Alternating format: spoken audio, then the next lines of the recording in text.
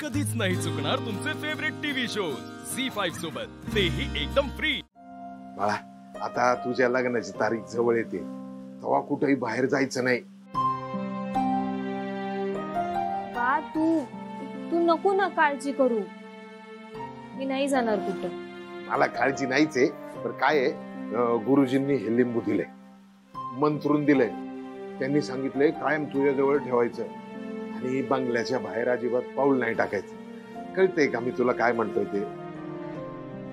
हे घे, हे बघ, बाहेरले काम पडलेत ते मी बघून येतो।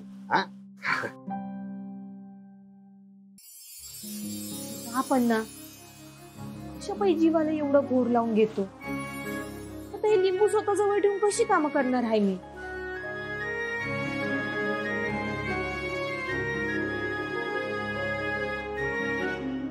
पारुबाळा, सावित्री आत्या, पारुबाळा जरा माझ्यासोबत येशील का?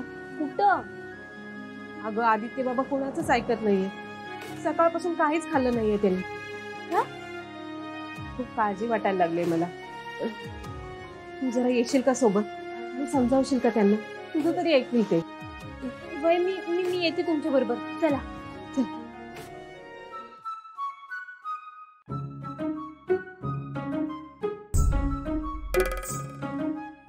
आदित्य सर।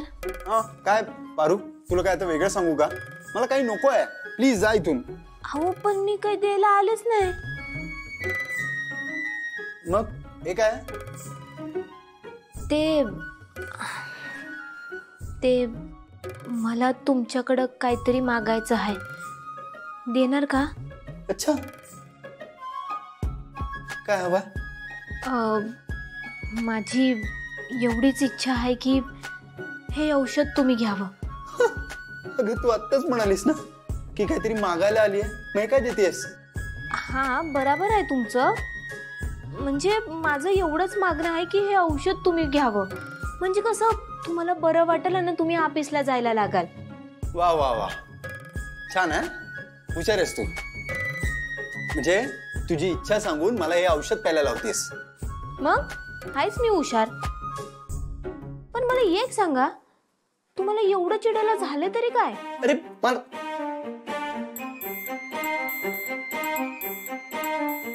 आदित्य सर, हे तर घ्या। चालता येतंय मला, दिसतंय ना?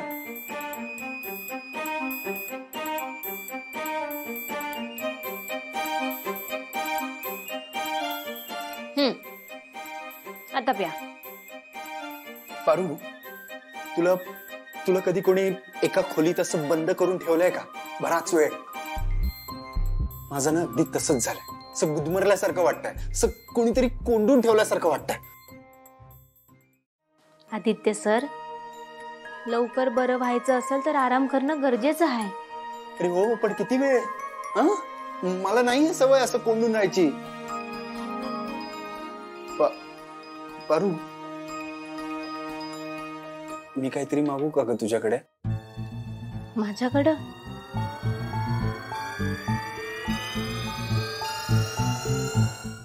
झी5 ॲप डाउनलोड करा आणि पहा सर्व एपिसोड्स एकदम फ्री।